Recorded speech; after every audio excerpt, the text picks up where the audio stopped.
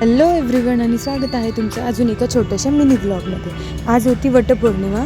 Blog वटपौर्णिमेचा आहे, edit करायला थोडासा लेट झाला आणि दीदीने सगळी अशी तयारी केलेली होती छानशी वटपौर्णिमेसाठी।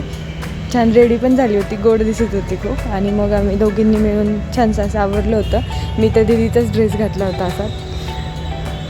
मला तिचेच कपडे घालायला आवडतात, छान दिसतात मला तिचे कपडे।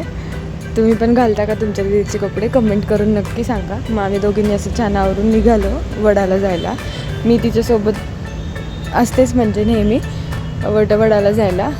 एकतर घरी मामीसोबत जात होते आणि आता दीदीसोबत। तिने माझ्या हातात आंबे वगैरे सगळं सामान दिलं होतं। दोघीजणी आलो मग आम्ही वडाला आणि छान तिने पूजा केली आहे वडाची, सगळं ओटी वगैरे भरली आणि फेऱ्या पण मारल्या मग वडाला तिने।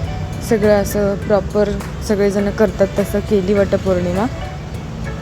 इतकं भारी वाटतं ना असं सण वगैरे असला की।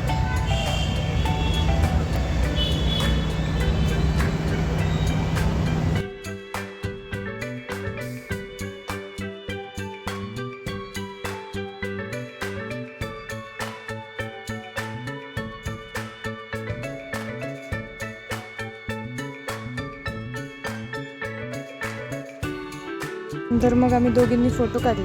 मी पण छानसा एक फोटो काढला, वडाच्या पाया पडले, दर्शन घेतलं आणि आम्ही दोघीजणी मग घरी जायला निघालो। ब्लॉग आवडला असेल तर लाईक करा आणि चॅनलला सबस्क्राईब करायला विसरू नका।